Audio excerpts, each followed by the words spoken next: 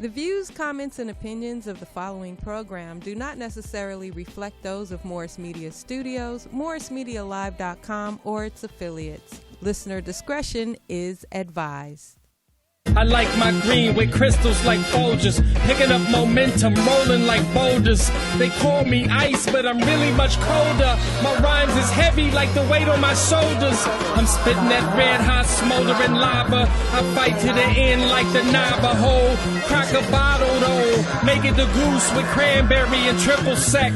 Triple my check, I feel the ripple effect of a fool on the loose. I hit you from every angle, from obtuse to right. Street shit like JJ, I'm dynamite. Slide me some dough, I show you an execution in the flesh. And promise not to leave nothing left. If you bomb it, I keep stabbing, shooting, damaging, looting, till it ain't no disputing who the greatest is. Da da da da da da da da da. Welcome to Mike Robinson Boulevard, party people. I tried to do my alcoholics noise. I couldn't even do it. Ooh, ooh. My shit was all clogged up. What's up, y'all? Thanks for joining Mike Robinson Boulevard, man. First Tuesday of March, man. We are in the house. Got a special show for you guys tonight, man. I got my main man, Mr. Dannon Green, in the house. Man, we're going to go over some quick little trending items and then get into Dannon's whole story, man. We're going to have some fun tonight, man. Y'all ready for this action? Ready to get some of this? All right, man. Introducing my homie that I first met, I think, in around 92. 92, man. First met back in 1992. My comedy comrade. Mm-hmm. We used to be doing comedy up in Jimmy's Pizza and all kind of places, man. I think we was in 7-Eleven one night. Yeah. Probably 7-Eleven, everywhere from the Comedy Store to Long Beach to the Strand type shit to goddamn, man, we used to be everywhere, bro. Yes, sir. Yes, sir. Give it up for my man, Dannon Green. What's going on, everybody? How's everybody doing out there today? What's up? How you doing, man? Man, I'm swelled well right now. Hey, thanks for rolling out, Dannon, man. Thank you for having me. Some fun tonight, man. Yep. Yeah, man. You've been paying attention to the world, man. Man, I always pay attention to the world because I live in it. I live in it, man. I know everything's going on. What are we talking about? Man, some people walk around blindly, man. You know, it kills me that people do that, man. It's funny when you can talk about certain things and people go, oh, I didn't know that. I'm like, you don't watch the news? Oh, man, I don't be watching TV. Like, you don't look at your phone? You don't look at Instagram, you don't know nothing that's going on? Yeah. That's good if you can find a chick like that, but you don't know nothing going on, but... Yeah, foo-foo type shit? Yeah, just dumb. You know what I'm saying? Don't know nothing, ain't recognize nothing, saw nothing, ain't gonna see nothing. Keep her in the house. Right. Yeah, but it's crazy that we got a lot of people that don't know what's going on in the world, but it is what it is. It is what it is, man. Yeah. Well, look, let's get into it, man. Let's do it. What's happening with them? First thing I want to talk about is this thing going down with this judge, Jackie. I mean, she ain't a judge. Jackie Lacey. Yeah, Jackie Lacey. She's not judge. She's district attorney of Los Angeles. District attorney of Los Angeles. Yes. A lot of scrutiny going down because there's a lot of cops killing brothers. Yeah, she was. And it's going down on her watch. Yeah. And people having problems. Okay. So, yeah, we just what we gotta do? Somebody said we got to move the car. Oh, we got to move the cars. Oh, man. Yeah. Can you drive, man? Okay. What about POTUS could do it? Yeah, tell her to come back in and maybe she can drive. POTUS. I don't know, man. That's nice. LaRon, see if she'll do it. Can you hand him the key? Yeah. See if she can she can just tell her don't smash it, don't crash it. Don't thrash it. Yeah. Don't let nobody else in it. See if she can do it. If not, I'll come out there and do it. We're just going to take a break. But go ahead, Mike. Yeah. All right, man. So, look. Yeah, Jackie Lacey, yeah. At first I thought she was going to, but she like all of them, man. When they get in that position, they say what they're going to do, but they don't have no power. Yeah, that's they what don't have no power. Comes down to, man, is they're powerless. Yeah, man. They're powerless. And so, brother, it's just like the broad up north, Kamala Harris. Oh, right. She wasn't for the brothers. You know what I mean? Right. And I ain't talking about brothers that are committing crime. You doing something wrong, your ass should go to jail. But when you ain't holding the cops accountable, you know what I mean? Right. Like right now with this Kobe stuff, you know what I mean? With them taking pictures of his death site and the sheriff sharing it. Man, they should all be getting some, you know? Right, man. So yeah, she's. I don't even think I voted for her because I had some issues with her before. I had a partner that was helping her trying to get into office, and she got in there, but I ain't feeling it. You ain't feeling it? No. Okay, well, do you know this story where they approached her this morning? They went up to her house, 30 deep. Yeah. Black Lives Matter Yeah, people, yeah. And went up to her crib, 30 deep, at 5 o'clock in the morning or something like that, man. Right. And the husband came out with the jammy on him, Well, man. let me say something. That one, I don't blame him on. Well, let's see it first. Let's watch it Right first. now, get off. Good morning. Get off Are of you my gonna porch. shoot me? I will shoot you. Get off of my porch. Damn, that's gangster. Jackie Lacey, Look that how we're big that here. gun I is. don't care who you are. Get off of my porch will get off your right porch. now. Can you tell We're me? calling the police right Good. now. Good. What?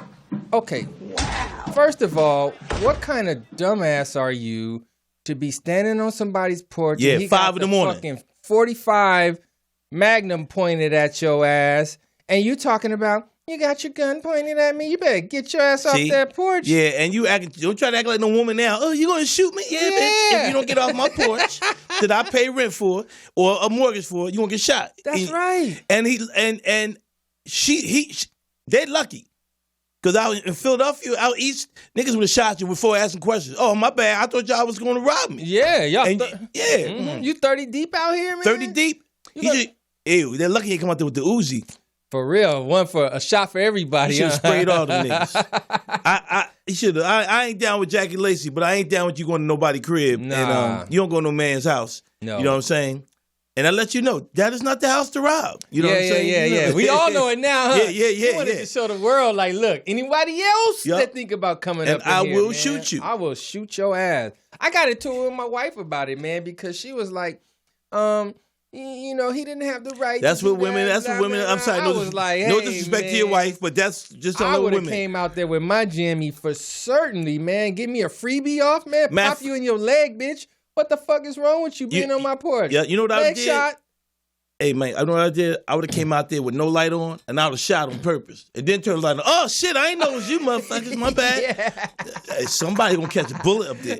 Somebody was standing right there, man. I didn't know. First of all, you come about 10 or 12, okay. You don't come at nobody crib 5 in the morning, waking nobody up. Now, what was they trying to accomplish? That's what I want to know, man. Black Lives Matter. I mean, come on, man.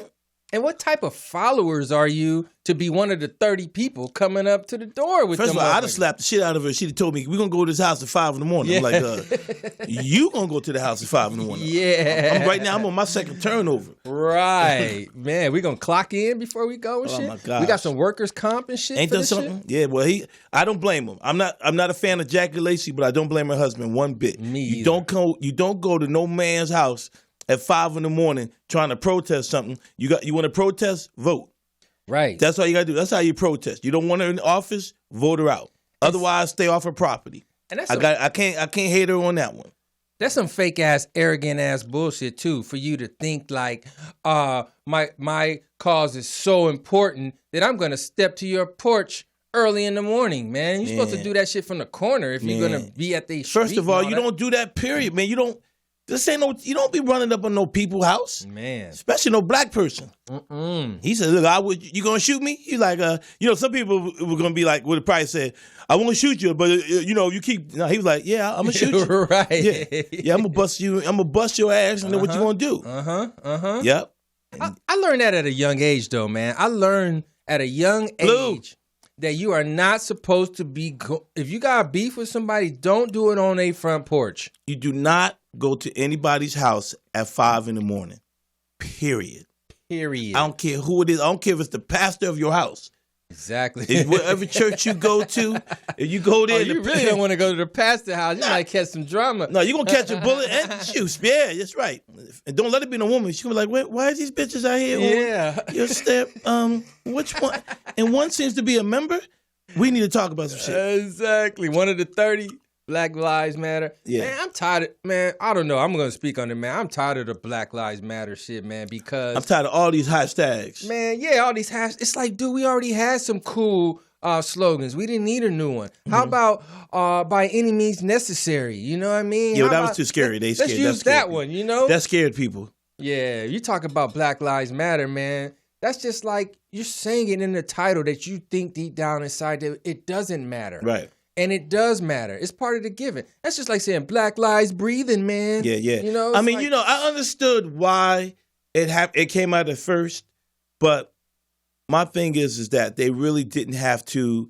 What are you promoting? You know what I mean? Like we all, our lives matter. We know we matter, but the reason that I understand why it came out was because we weren't being recognized. We were being killed over the last 10 years, man. A lot of brothers lost their lives. That's right. Facts. So I understand it though.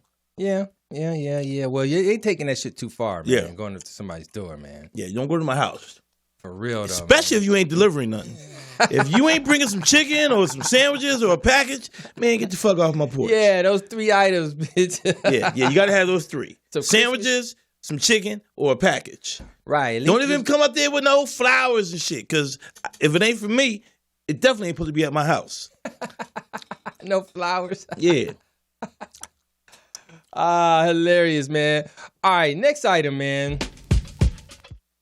Voting. Today was voting day, man. I hope everybody voted in LA. Tuesday. Super Tuesday. Did you participate in this? I participated. Really? The only one I was worrying about was Prop 13.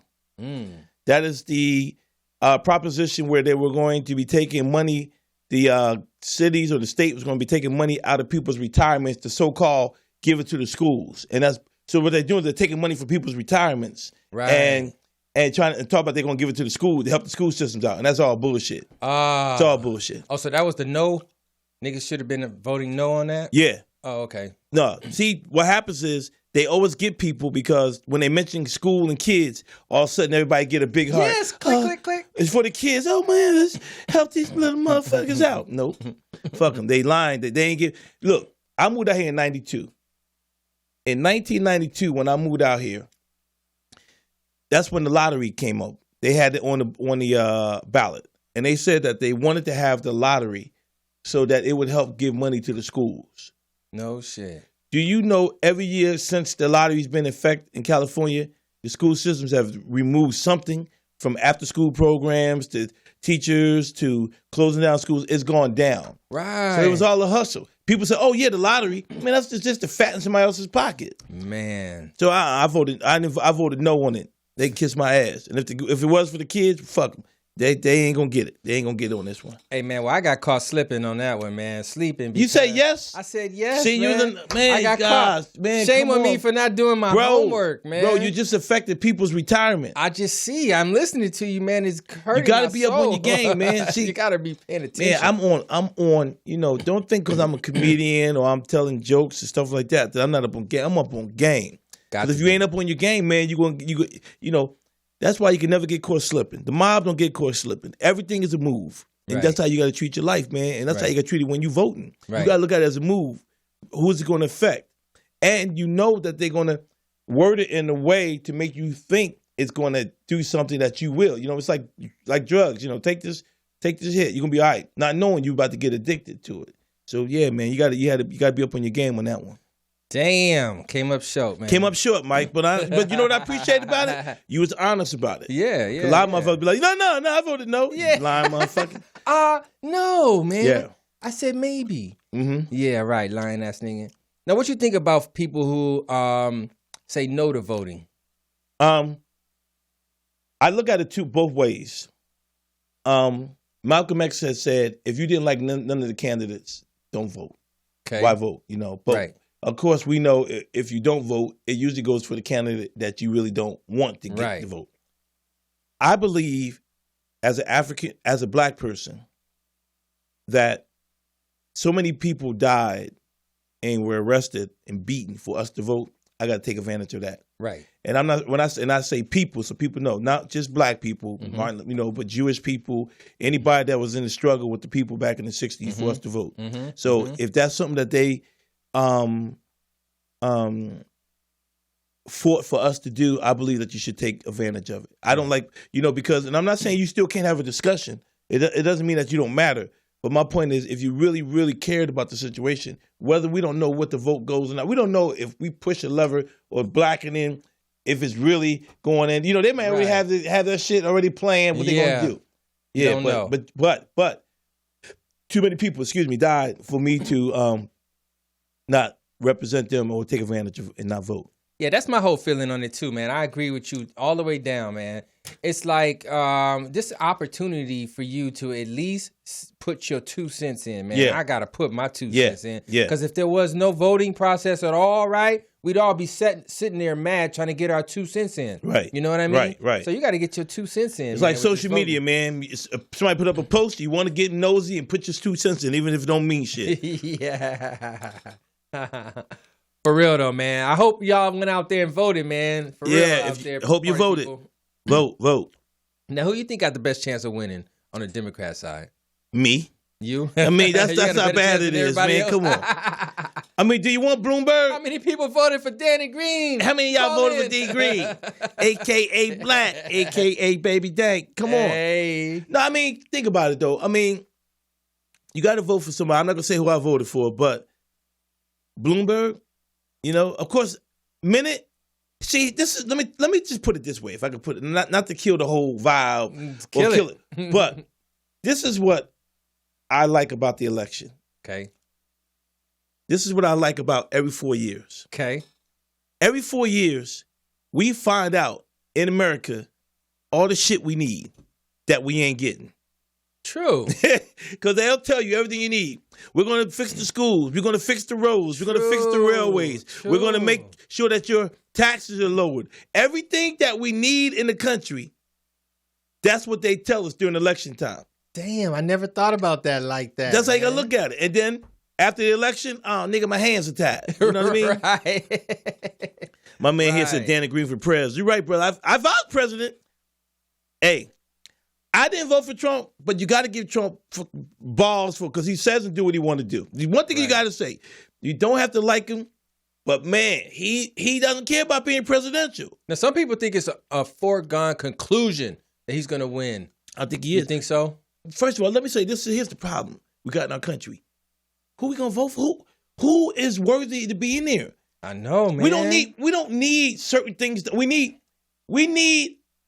what we need in America is a president that's going to say, this is what the people need, but also we're not going to change this because we're not going to just go to one agenda. So what happened, like even Obama, there were certain agendas he leaned to that people really wasn't cool with. We won't get all into that. Right. But I'm just saying. So my thing is you got to look at both sides of the fence. He said that he leaned to. Well, you know what I'm saying? You know, it's just certain things. You know, keep it 100. Right. And that's the problem. So my thing is like, I'm not going to become the president and say, hey, so I believe that everybody should be treated equal.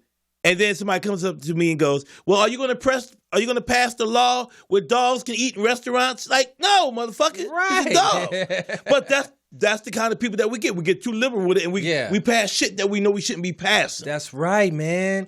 And we be passing shit for a very small, minute amount of the population. But then that population gets the biggest voice because you see what I'm saying? Yeah. So they get a lot of time. Yeah, they get too much PT.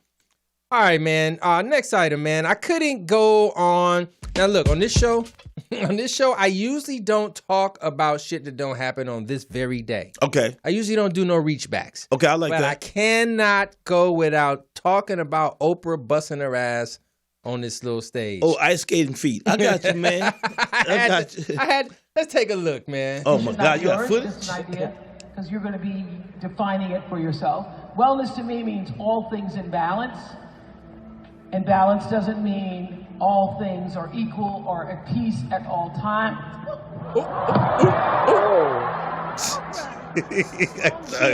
Blame it on the shoes. Blame it on the shoes. I'm sorry.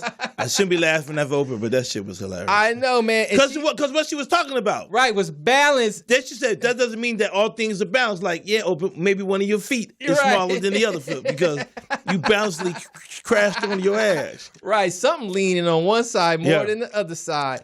That was the universe, man. That was the gods talking to You know what's her, happening now, man? And this is what's crazy. This is a crazy thing that's happening in our time right now. Remember 5-10 years ago, nobody would go at Oprah. I know. You wouldn't say nothing about. You couldn't talk about Oprah in the street. You couldn't talk about her at a barbecue. You could not go at her. But you know who started this? Who? What's our sister name? The comedian. Damn, I just blanked out. Monique. Monique. Yeah. Well, and even when that happened, we were like, Monique, you tripping? Right. You know what I mean? But what's happening in the world, bro, is that people. Let me say something, man. People are getting tired. People are getting tired of getting ran up for the okie doke. Right. You know, people are getting tired where you're seeing, like, again, people are upset. We all know why people are upset with Oprah, because she's doing these documentaries on African-American males, black men, and not going after the white boys. Mm-hmm. And, you know, I mean, it is what it is. That's part of life. Some people going to get it. Some people ain't. Yeah. But the problem is people are getting woke, and people are like, yo, man, I'm not cool with it. Yeah. You know what I mean? Like Snoop went at Gayle. The other Boosie went at him. I kind of like Boosie. I don't even know. I never even knew who that nigga was. Oh, really? Oh, yeah, I never, Boosie is hilarious. But he had me laughing. Yeah, man. Oh, man. Oprah, that shit ain't right, Oprah. That shit ain't right, Oprah. Come on with D-Wade. Don't cut his dick off, man. Don't do that shit, man. D-Wade, dick off. He seems so goddamn offended. Gayle. That's fucked up, Gayle. God, yeah. Boosie be seeming offended, man. Boosie like, be don't having cut me his dick off. Boosie. Boosie, I don't even know who he is, man. I know he's younger than me, but I was cracking. I'm like, this nigga is hilarious. Yeah, he been around, man. He was on that song back in the day, IPENDENTI. Huh? Yeah, Webby and all that. Yeah, he been around. Okay, that's cool. No, that was hilarious, man. You know what the thing about Oprah, man? She been putting out a lot of energy over the years, man. Yeah. That brother's been not identifying with and not agreeing with. I don't want to just go back to the very beginning of the Oprah Winfrey show. They always been about like thrashing men and all that. And if you could the only men that would be on there were the high profile dudes. That's right. See, here's the thing, man. I understand that women have been dogged out. A lot of stuff is happening. Mm-hmm. But you can't keep blaming men, and you can't keep blaming black men. For that. We don't have that much power. Right. You know what I mean? That's, you know, when somebody's trying to become a secretary and move up to CEO, that ain't no black man making that decision. That's right. So, facts.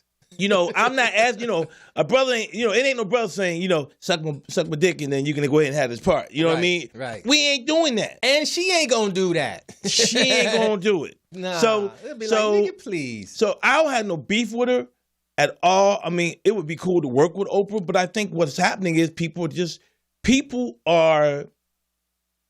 think what's happening with people, man, in the world is men are starting to become men. Because right now, men ain't men. We soft. We scared. We scared of the Me Too. We scared of all kinds of stuff. It's our last ditch attempt to be men, so holding on like but what's happening now is life. But now people are like, fuck it. I mean, what have I got to lose? Yeah. It's like when I think about my career. You know, I've always been cool. You know, I've always been laid back dude. No one's never had no beef with me. And I'm like that. But at the end of the day, when I go, all people going to say, oh, Dannon Green was a nice dude. He was real cool. Right. And then guess what? Life going to go on. Right. So you got to go for what you know. That's right. And if that's the case, you can't also not be a man. That's right. I don't want to go to sleep at night knowing someone says something crazy to me for no reason. If I ain't agitated, don't do that. So as a men, we're like, wait a minute.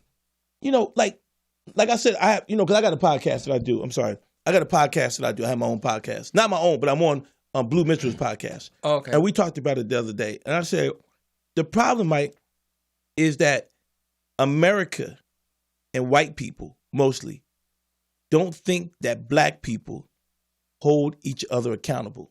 And we do.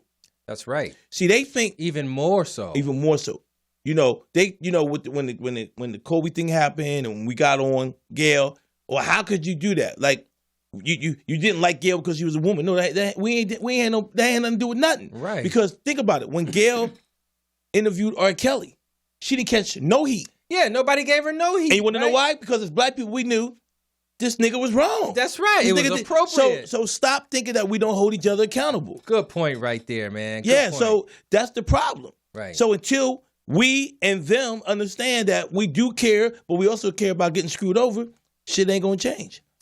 All right, man. Next item I want to talk about, Chuck D and Flavor Flav How you gonna kick a nigga out? PPE. That's what I want to know. How you gonna kick the nigga out? Yeah, you gotta have a group with 3 members. You gonna kick out one? You can kick out anybody.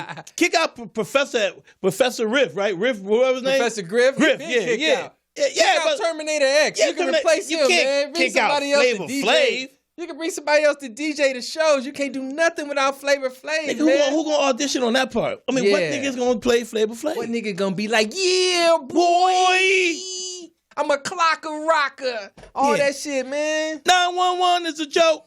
But you can't have a group. To me, you can't do shit as a group and expect everybody in the group to feel the same way, man. Right. You can't do that. And that's the bad part about, and that's the problem. They want us to be robots. Right. And and I'm telling anybody out there today to listen to this podcast, to mine or my boys, to anybody looking at the news, whatever, don't be a fucking robot.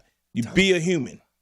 Don't be a robot. That's the worst shit ever. Or sheep, robot, follower. That's what they want you to do. That's what they want you to do. You don't like it? If I don't like it, you can't like it. Right.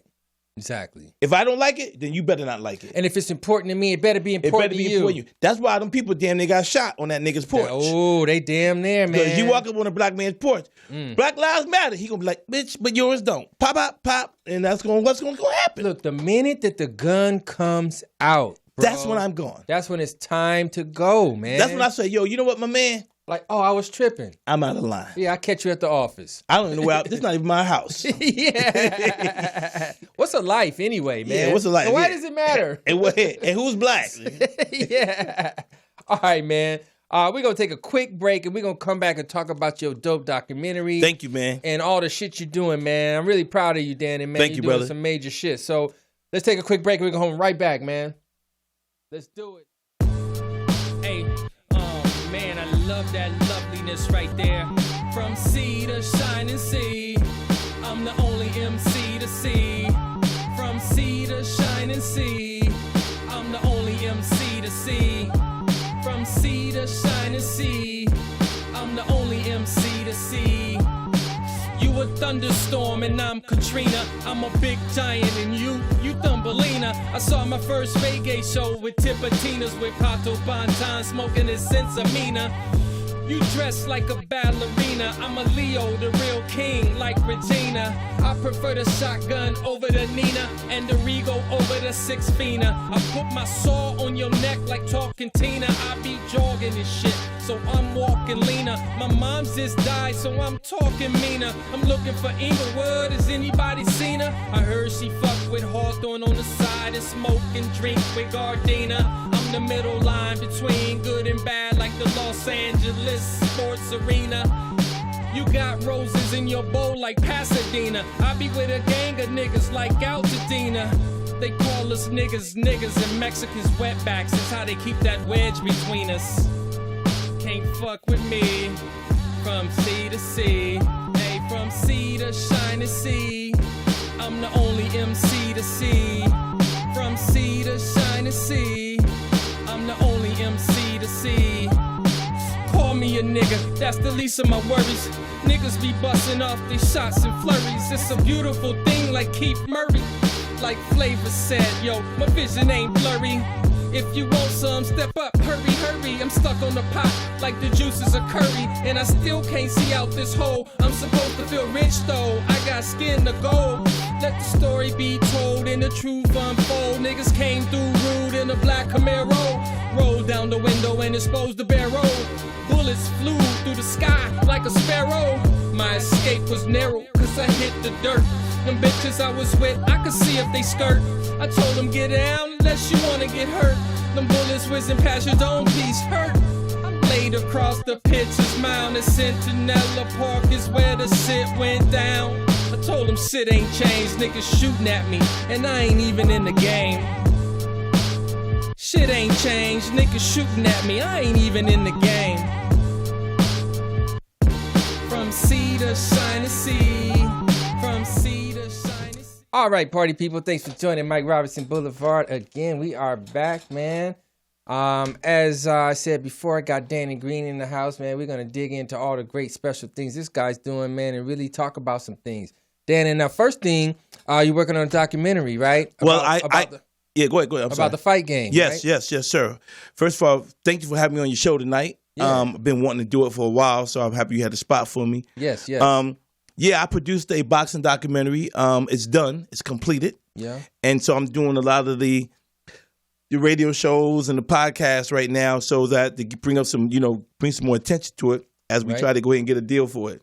Okay. So you got a working title? And Yes, it is. already? The working title is called The Executioners. We All Had a Chance. Whoa. You saw the poster. I showed you the Yeah, poster. it was The dope. poster's hot. Yeah. Dope. Both of them. Yeah, both of them hot. Yeah. They blazing right now. I had a great graphic artist do my posters. And, man, right now, man, we just really got some big things planned for the doc, man. Now wait, is this detailing like Philly fighters? Yes. Let me just back up and say you from Philly, right? You're from Philly. You moved out here in '92. I moved out here out of college. Okay. I went to grad school. My undergrad, I have a undergraduate degree in computer graphics and have a master's in computer animation. I'm the first African American to get an undergraduate degree and a master's in the field. I'm the first African American ever accepted into the Ohio State's animation ACAD program at Ohio State ever. Dang, 1988. that's special, man. We got history on. Oh on yeah. We not playing, man. Yeah, I'm not. No, I yeah. See, people. The thing about it, Mike, is like a lot of people expect you to be a regular guy, man, and not only that, but people, me, and I've always been kind of the laid back dude in the club. Now on stage, I'm a fool. Yeah. I'm a fool on stage. Laid back dude in the club. But because I'm observing all the time, and I think I learned at a young age, the way that you learn is that you got to watch people. Right. Sometimes you ain't got to be out there the one of the loudest. You ain't got to be the one bagging all the time. Sometimes you can be sitting there cut and find out who's who, and you can learn about situations. Right. So that's how I've been. So I've been a little bit, I think, misunderstood out here in L.A. because people take it as arrogance or things like that. It's not. Just like that's not how I roll. Okay. So when I came out here, I moved out here and started doing the comedy and all that. You know what I mean? But I started boxing in 1980. In 1980. Yeah. Now let me ask a couple questions about that because and then we can talk about the doc. I don't know much about Philly as far as the boxing scene goes, but of course the world saw Rocky. Yeah. That was, the location was Philly. He was supposed to be a fighter from Philly. Right. And it got into a small bit about the scene in Philly. Right. Is that real? Well, the movie Rocky isn't real, but the boxing in Philly is real. Okay. Like the thing about Philadelphia, at least up till the 90s, maybe the early 2000s, dudes before the drug thing came in, like if you had beef with a dude in the street, y'all was going head up. Right. It wasn't, you ain't have to worry about getting shot. You ain't have to worry about no weapons. Dudes was going to box and dudes could go. Right. And in our neighborhood, we knew who could go. Like we'd be like, yo, that, like we had a dude named Dow Ransom, God rest his soul. Like this dude was one of the baddest street fighters. You know what I mean? Like this dude could bang. And Philly was always about looking good. Right. So it's like you street fight, but you ain't trying to look bad either. Because somebody be like, yeah, man. Because somebody say, yeah, you won, but you was swinging like a chick. You know what I mean? Oh, see, look, and the thing about it is ain't no social media, ain't no videos or nothing. So everything is contingent upon everybody's word that saw the fight. Right. Everybody see it differently. Yeah, like, man, you got socked up, man. You did this, you did that. Yeah, so Philly is known for people being able to box, having hands, street fighting, and boxing. So, but in Philadelphia, there's two sports that if you did, you got respect. And that was basketball and boxing. Okay. If you could ball, nobody fuck with you. Right. They just like, yo, that nigga nice. Yeah. You know what I mean? And your neighborhood is like that. Yeah. You know what I mean? Like, especially if you was playing high school ball or something, like Overbrook or Dobbins or Bartram, because Philadelphia have a big basketball, community in terms of the high schools. Boxing is the same. If you boxed, oh man, I remember when I was walking to the gym, I was coming home from the gym. I was about 13, 14 years old. And I was coming with my boy, Mike Wells, who's also in my documentary. And so we was walking up the Ave, and some boys was on the corner, and they was like, yo, Dan, you want to hit this? Like, offer me some weed. And my boy Mike's like, man, nigga boxing, man? He said, yeah, it's my young boy, like that. And I'm like, yeah, we know, man. And then the love is automatically there. You know what I'm saying? So, yeah, because they know. And they know eventually you're going to get your hands right. And they respect that. It's mad respect, man. They respect the game. Yeah, they respect Okay, now the game. how did you identify these guys in the documentary? I used to box with them. Okay, so are you following people that you used to box with? Well, here's the story about the documentary. I used to box for a gym called the Executioners. It was started by a man named Marvin Tucci Gordon, and he brought in his partner, Frank Taylor, Frank Tiger Taylor. They started the gym to get the boys off the streets of Philadelphia. Facts. To try to give them something. And wind up creating one of the best amateur boxing teams over a 10-year span ever. And we had a record of 639 wins and 84 losses over a 10-year span. And we had 6 guys invited to the Olympic trials, and we had 1 world champion. Wow. And that was Gary Hinton. And we had a number of guys ranked 1, 2, 3, 4, 5 in the country as amateurs. And one of the guys was actually ranked number 5 in the country when Mark Breland was number 2. Whoa, okay. And Mark Breland is in my documentary. And if everybody knows, Mark Breland was an Olympic gold medalist. Right. Great world champion. And now he trains Deontay Wilder. Excuse me. You know, he was actually in the middle of that controversy with the Fury fight because they was trying to fire him. Then they wound up not firing him and all that. Right. Mark Breland is an excellent trainer and an excellent person. So are you training too? Yes, I am actually. I mean, yeah, I still work out. Okay. I still work out. But the funny thing is I'm training people. I'm training my godson now. He's 5. I'm going to get him nice. Yeah. And then I train some celebrities. I got a couple of celebrities I train. One of them is my I can say now because he's already posted on it. But you know Naeem Lynn? Yeah. He's in with Kev and all them. I train him. Yeah. And then I got a big meeting this week with a guy that's I might be training, but I cannot say his name. Okay. Yeah. I like that. I like that. So I do that. So Yeah. so I've been still involved with the boxing. I love boxing. I know a lot about the sport. Right. And then at the same time, in terms of the documentary, man, it was a story that I felt like had to be told. Mm-hmm. You know what I mean? Because we don't have men like that no more. We don't have communities where men come out and you say, hey, man, why don't you come join the gym? You know what I mean? Or whatever. Mm-hmm. And, yeah, man, it's crazy. Documentaries usually, they educate you. Yes. They give you another perspective.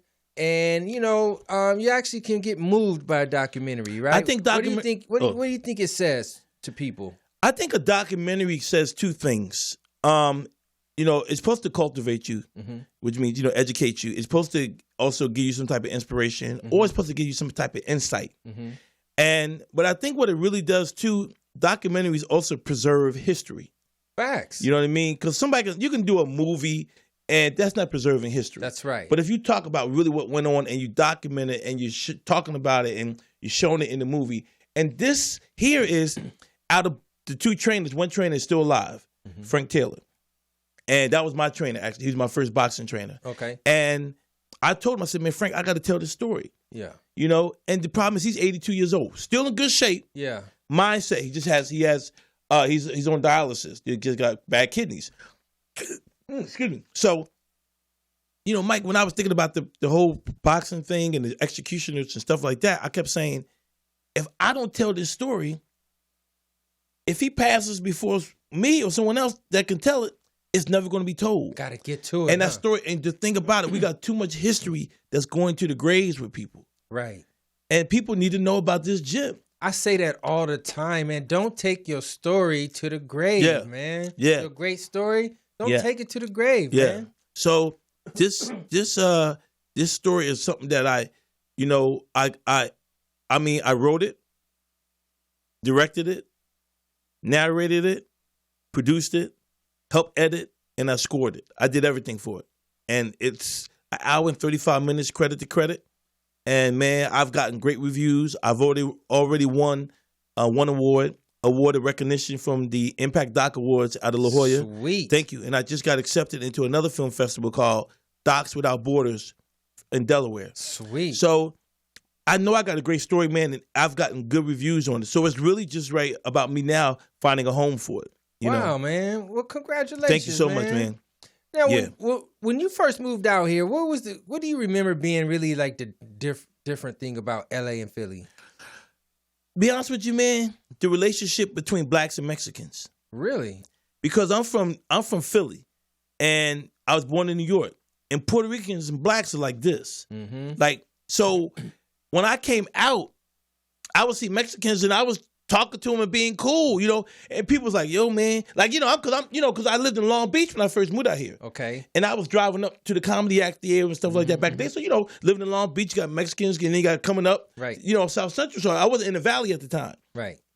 And, people would see me, and I'm cool with everybody, and they're like, yo, man, you can't be going down that street. Be fraternizing. Yeah, you can't be fraternizing. I'm like, wow, I'm good with everybody. And I learned that. So it disappointed me, actually.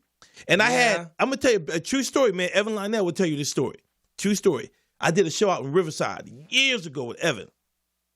So I'm on stage, and I go, it's Mexican people in the audience and black, and then I go, man, we need to get together, man, become one. We could be powerful. Talking about the Mexicans and blacks. And then one dude yelled out in the back, some brother like, man, you don't know what's going on up in there, nigga. Like going off, like going, talking mad crazy, right?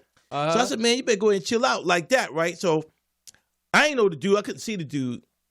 So then when I got off stage, Evan was like, yo, man, hey, man, you might want to be careful. And I was like, that's saying to me, to the dude, like, Danny got these hands. And I was like, I wasn't trying to promote that. Right. I was just like, I'm trying to promote us being together, but it was a brother. So, but my ego wouldn't let me not walk by him.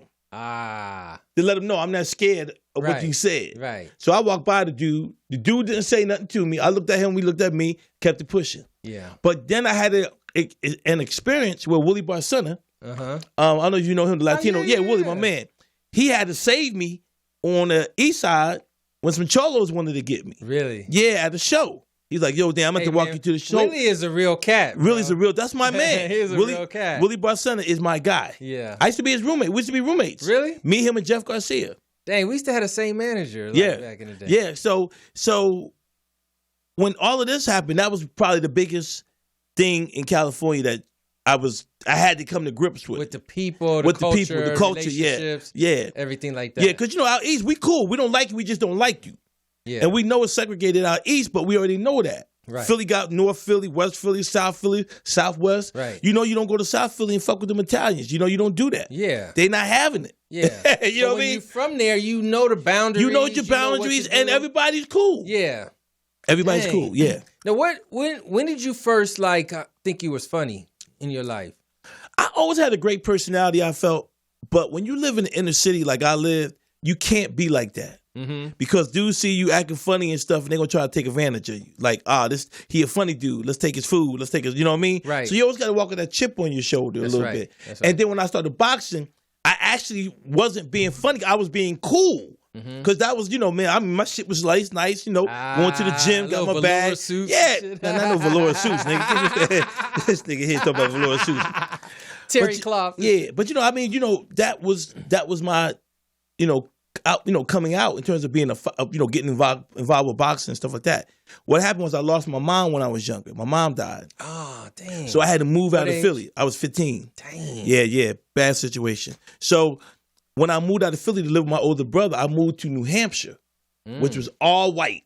There was like 4 blacks in the whole school. Right. So when I got to the whole state. Yeah. Especially when I was there. I got there. This was 1981, bro. Yeah. So it was. If you wasn't in the military, you wasn't living in New Hampshire. So what happened was when I went to school, and I kind of had a chip on my shoulder for about a month, but nobody was, and I wasn't talking to nobody. And guess what? Nobody was talking to me. So I was like, you know what? I better start being cool. I ain't gonna have no friends. And then I was talking to people, and then the white boys was cool. I had such a good time, and then my personality just came out. Oh, okay. Like it was like started to blossom. It just started to blossom. I was always funny though, like in Philly, but I was like talking in class type of shit funny. You know what I mean? Like one time I came to class. Which counts. That's where everybody got their start. Yeah. I remember one time I was, I think it was 9th grade. I was high as fuck. I had smoked some weed. Me and my boys had smoked some joints, and we went to school. And I'm in class, and my girl Fonda Lanier, she's sitting near me, and this girl named Fonda Lanier? Yeah, her name was Fonda Lanier. Fine right there, boy. She was fine too. Fonda Lanier. She is fine. So this girl named Roxanne Lee got up to walk to do something in class, 9th grade. And Roxanne had some jeans on. Roxanne had the booty that we all idolize now. Yeah. Like where everybody's buying. She had one of those booties. Dude. But her jeans were so tight. Like she used to wear tight jeans. So I was all fucked up, and I said, man, look at Roxanne's jeans, man. I said, nigga, man, they so tight a cell couldn't get through them. And then everybody in the whole area just started dying. And I just, so I was kind of silly in class, Okay, so you got the bug in class. Yeah, I got the bug in class. Yeah, that's kind of like me too, man. I lived for like making the teacher look like a fool. I didn't live that. My mom wasn't having that one. My mom wasn't either, but I was just out there. Hey, if you ever look at my old report cards, they used to say, Dannon does very well in school. He participates very well. He blah, blah, blah. Then the teacher would say, he talks too much in class. And then each report, it would be that. So when I get A's and B's and other kids are getting, $1 for every A and a B, my mom was saying, you don't shut your mouth and beat your ass. So I'm like, damn, I got A's. Yeah, it Fuck don't you worried matter. about it. I'm handling my business. Let me do, I don't have any kids, but I was used to say, if I went to school for my son or daughter and they said, he talks too much, he's loud, he's talking, I'm gonna say, how's his grades? Oh, he got straight A's. I said, ma'am, I can't do shit. Yeah. What can I do? That was me. Just make sure he don't kill your class. And right. I can't fuck with him because that's how I made it. Yeah, it's in his chromosomes. It's in his chromosome. Yeah, it's in gene cell. Wow, man. So, I don't know if people know, Dan, and how much shit you've done, man, over these years, man. I mean, some people do, of course. Yeah. But, You stay busy, man. You stay working and you stay on this grind, man. Right. For all these years. Yeah, bro. I haven't given up, man. You can't give up, man. And when you're in the game like we are, where both feet are in. Yeah. What am I gonna do? Yeah. What else can you do but swim? The island's over there, land is behind you, and you in the middle. Right. Now you just came from land. Right. Are you gonna swim back? Yeah. Ain't shit at the land. Yeah. So you might as well go ahead and see what's on the island. Yeah, be a polar bear. Yeah, so hey, polar bear your ass over there. Yeah. So yeah, I've done a lot, man, but I try to strategize, be strategic about it, you know what I'm saying? And I just, and I know I got the talent. I wouldn't be in the game if I ain't had the talent, Mike. And that's the main thing. We started in 92 when the Comedy Act was kind of going down because Robin had passed, but it was starting to come back up. That's right. And we saw a lot of comedians coming in. That's right. And a lot of people didn't last in the game. You know what, man? What's a trip about that? What I find, from when I came back, was like back in the day, man. It was like 100 comedians. It should be a gang of comics. It was like 100. Like that was. But the we number. But maybe there was 2. Like. But now, man, it's like 10,000. It's 10,000, man. And you want to know the difference? When we came up. Not that we liked each other, but we was always cool. Right. So, we were, in one night, we would all go to 4 or 5 spots and do comedy. Yeah. And it'd be the same dudes. We would go from the Comedy Act to Tilly's Terrace. Or the Comedy Act to Maverick's Flat. Right. Or Maverick's Flat to the spot down in Inglewood. You know what I mean? So, everybody was cool, but comics, they don't roll like that now. Everybody's an individual. Everybody's trying to be, like secretive about what they do. So it is what it is. Yeah. It is what it is. So, now, you were on the Jamie Foxx show. Were you had a regular on it? No, I was on Everybody Hates Chris. Everybody Hates Chris. Yes. I'm sorry. No problem. No, never did Jamie. No problem. Yeah. Everybody Hates Chris, right? Yeah. That was fun, right? That was really fun. What a lot of people don't know is I actually booked the pilot. I shot the pilot. Whoa. And everybody, it was the first time in my career I was depressed. At the same role? No. Well, no, what happened was I read for this role called Mr. Corliss. Mr. Corliss was the owner of a realtor company. And I was going to be Tashina Arnold's boss. Oh, okay. So whenever she go to work, she was going to have to deal with me. Right. You know what I mean? So the scene that we shot was real cool. It was funny, So when I shot, I booked the pilot through Kim Coleman. I always like to get Kim Coleman a shout out because out of all of the black casting directors, she's one of the few that really gives me a shot. Yeah. So I go, when I shot the pilot, because when I came on set, it was over there at Paramount. Came on set, I'm going into the makeup room. There go Terry Crews, and Terry Crews knew me because Terry Crews had been a couple of my shows. And he was like, "Oh, this guy, oh my God, this dude is funny." Terry Crews was giving me mad props. I was like, yes. And the makeup ladies were giving my makeup because it was Chris Rock was there. It was big, man. Like it was a big production of Pilot Day. Chris was there. Who else? We had a couple of the writers was there. I mean, everybody was there. So, the big concern for everybody was really is the show going to get picked up? That's all everybody was wondering about. Damn, we hope the show get picked up. Wow. That's all I kept saying. And about 4 weeks before the announcements, I had a buddy that was a writer. I don't know if you remember Lamont Farrell. Lamont Farrell. He used to write for Girlfriends, Moesha, Big Tall Brother. He was a light skin too. Dang, he was a comedian too. I said light skin too. That's fucked up. Yeah, he was light skin too, man. He saw the pilot, because he worked for the studio, so he used to see the pilots. And he said, yo, Dan, I saw the pilot for Everybody Hates Chris. And I go, yo, man, how'd I look? He goes, yo, I ain't see you in it. So I'm thinking he's fucking around. I'm like, nah, nigga, all right, nigga. How'd I look, man? Did I do good? He said, Dan, I ain't see you in the pilot. I said, no, man, come on, man. How'd I look? He said, Dan, I'm being honest, bro, I ain't see you. And I was like, damn. He said, nah, you're not in the pilot. Damn, you didn't make the cut? I ain't make the cut. So then about a week and a half, 2 weeks later, I get a call from the producer, Dan Dugan.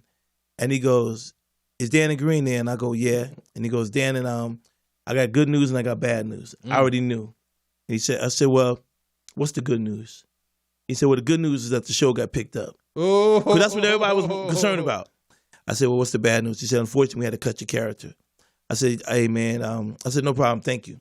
And then a week later, I started seeing the buses coming soon. Everybody Hates Chris, the posters. Oh, man. And I can honestly say that was the first time in my entertainment career I kind of got depressed. Oh. I was down. I just felt like it was. I could honestly say that was the first time I felt like I just really got disrespected by Hollywood. Yeah, it was really, And then about 5 or 6 episodes into the season, I see Chris Rock at the Laugh Factory. So I go up to Chris, and I wasn't, there's nothing I could do. But I said, yo, Chris, man. He said, yo, what's up, Dan? I said, Chris, man, yo, man, why y'all cut the character? You know what I mean? Like, really, I want to say, well, nigga, why you cut me the fuck out? Yeah, like all these people on the show. And he goes, man, and Chris Rock is very nonchalant. Did you already know Chris? I kind of knew him, but not really knew him. Okay. But I had met him on set. Okay. And that's, because like I said, bro, this was big. Right. That was a big show. Yeah, bro. And people's careers got blossomed from that show. Man. And I knew that. It's one of the best shows ever. And I knew that and it don't get that respect, but it really is. It really is. It really was well written. Is. And Ali Leroy, big shout outs to Ali Leroy. And I knew, man, Mike, I knew that was gonna be my break. I knew that was my break. And bro, I said, Chris, I said, man, yo, why y'all cut the part? And Chris is so nonchalant. You've ever met Chris. He's not loud. He's not, he's like, yeah, I don't know, man. It just went a little long. It didn't work. And walks into the Laugh Factory. Wow. I'm like, nigga, it didn't work at $5,000, $10,000 a week, nigga. It's supposed to work. At $5,000 to $10,000 a week, nigga, it's supposed to work that, for you. Man. I need that job. Oh. And I actually got depressed, man. I was down. And I felt like I just couldn't get a break. And sometimes I feel like that in Hollywood. But one thing I never do, and I honestly want to say this before I leave, I never, ever blame Hollywood for my lack of success or me not getting a big part in something. Right. I can't do that because even though I know it's nepotism, I know people have thrown my name out there in dirt. I already know that. Right. Because the person told me and had to apologize.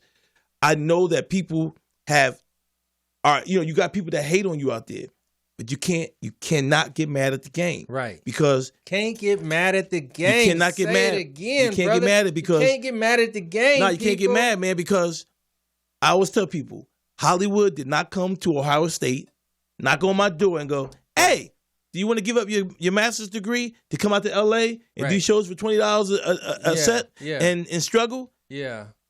I did that. Yeah. Not Hollywood. Yes, so man. I don't hate on the game. I love it, man. I love it. Now, what about so are you doing a lot of reading now? Reading for parts? No, I actually just read for a pilot, not a pilot, but a show on Netflix that was picked up. I didn't get the part. Okay. Not a lot, but you know what it is? I mean, I never really got super strong representation. The parts and all the stuff that I've done. Now, commercially, I have one of the strongest agents in the business. I'm with Cunningham. Oh, for commercials? Yeah, CSD. That's why, I've done a lot of commercials. Now, what's the difference on going out to book a commercial job versus a movie or a TV show job? Obviously, when you do television or movie, they want you to read the part and you got to hit them lines. They want to see, you know what I mean? Because when they cast you, they got to see if you're going to be working with everybody else. A lot of times, if it's a guest starring role or a co-starring role, you're not going to get a chance to audition with the star of the show. Right. So they got to make sure, okay, does he know his lines? Blah blah blah blah blah blah. Right. Commercially, it's really about a look. Maybe if it is lines, if you can throw the line out there. Otherwise, how you come across. And commercially, it's all about corporate. You know, the product and things like that. You know what I'm saying? Right. So you gotta. There's a way that you audition. You know, you say your whole name. You know, hello, my name is Dannon Green. Right. You know, you look into the cameras and your eyes are big. You don't have lazy face. You know, you seem bright. So those are some of the tricks of the game. You know what I mean? Right. Yeah. Okay, so you got to go in there and just put forth all your tricks. Yeah. And I know it now because I've done it. And I get a lot of callbacks. Okay. I get a lot of avails and I get a lot of callbacks. And I've done a lot of commercials in my time. A lot of them. Okay. Yeah. Damn, that's commercial. I got a commercial now. Yeah, I got a commercial running now. Really? Well, it's not running, but I got a commercial in the can right now. Yeah. I can't say what it is, but I got a commercial in the can right now. Oh, sweet, man. Yeah. That keeps you afloat, bro. Yeah. Commercials, man. I mean, and when you get one, if you get that's what helped me produce my documentary because I had about 4 or 5 commercials running at a time. And then I was on the road. I remember when I went to Egypt in the Middle East last year with Daniel Dugard. We did the tour for the USO. Wow. And we was making for the soldiers? Yeah, for the soldiers. And we made good money on it. And I called into my agent. You know, I called from overseas. I knew I said I got to have some checks coming in. Right. And I said, yeah. I said, you don't have to tell me what it is, but do I have any checks coming in? And then my agent was like, yes, Dannon, you have 12 checks waiting for you. Wow. Now, some checks be like $2.99. No. When your agent calls you with the check, those aren't the $2.99 checks. Like, those are the big boys. I've already taken my part. Now it's time for you to get yours. Yeah. Those are not the $2 checks. You know what I mean? Right. The $2 checks are the residual ones you get from doing a show 8 years ago. Yeah. And when you get that 1 cent check, like I got one time. A 1 penny check. Yeah. Well, give the people some game, Dannon. You know, people want to get in the game, want to be comedians. Right. They think they're funny, man, around their friends and family. Around the family, at the barbecue. Yeah, at the barbecue. What can you tell them? Honestly, if you want to be a comedian, you got to go out here and hit these streets. If you want to do it the new way, do some skits in You said the new way. That's the new way, like the millennials, you know what I mean? They put themselves on get 1 million hits and they get a show. Right. The only problem with some of them, I won't say all of them, but some of them is when you get called to that carpet. Right. And the carpet is, I want to book you for a show. Right. I'm going to pay you $10,000. Yeah. I need an hour out of you. Oh, I need an hour. Woo! And then all you doing is, yeah, man, and it's just crazy. You know what I mean? Like they can start breakdancing. Yeah. And they don't want to see that. Yo, my man, I just paid you $10G for this. Right. So that's what's happening for some of these comics. Right. Also, I would tell anybody that wants to be a comedian, be original. I don't watch comedy, which is crazy. You watch nobody? I don't watch people. Even when I do shows, if I'm hosting, I don't watch. You walk out the room? I walk out because I don't want to be influenced. Now, I may watch, if I'm hosting, I may watch the comic that I've just brought on. So I can piggyback off maybe what he said. Right. If it said something funny or I felt like whatever. Yeah. But I don't like to watch comedy because there is no way on earth as a comedian, as a real comic, or a person trying to do it, that you cannot get influenced by what someone is saying. I know. So there's no way on earth, if you watch comedy, somebody's set for a long time, that you're not going to start sounding like them or you're going to take some of their material. Yeah. So what I try to do, honestly, Mike, man, is I literally don't watch comedy. Dang. I write a lot because I don't want to. Everything I write, I can honestly tell you is 95% original. Right. Now, we may have the same type of joke because something might have happened in the world. You know what I mean? Yeah. So if I write a joke about Oprah falling and you write a joke about Oprah falling, there's a possibility that we're going to cross jokes because it's the same subject. That's right. Which I don't mess with that type shit. For that reason. Yeah. I was there at the mug. Yeah. Then I got my own special story or something. And really, I won't even be talking about her falling as much as I might be talking about other things that deal with it. You know what I mean? Like you said, the karma or buying shoes or, you know what I mean? Or, damn, ain't nobody jump out there to help and pick her up. You know what I mean? Like, nobody did. So Right. I tried to be as original as I possibly can. And I think it shows it on stage. Yeah. Yeah, I think it shows on definitely. stage. Well, you don't sound like nobody, bro. It's easy to tell in this game who sounds like who and everything. Right. You don't sound like anybody. I appreciate that, But you've been man. doing it so long that you are yourself. Yeah. Like, I don't know if you remember, I saw you somewhere. I don't know if it was the Improv. I don't really remember. But I came up to you and told you that I couldn't tell the difference, man, between your comedic voice and your real voice. Right. Special. That's what you want to get. Yeah. I could not tell the difference. Yeah. And I couldn't tell the difference from when you were freestyling. Right. And to when you were doing material. Well, because I do both. Uh-huh. See, even when I'm doing my material, I'm freestyling. Uh-huh. Because if I talk to you like I'm talking to you now, Right. then what happens is it can always be natural. Right. And you can always use the material and you can always change it up. Uh-huh. A lot of comedians can't change their material. They got it in autopilot. They got the same exact words they say per joke. Right. You know this word is going to come, this blood's going to come, this is going to come. Yeah. You know what I mean? Because they don't have any originality.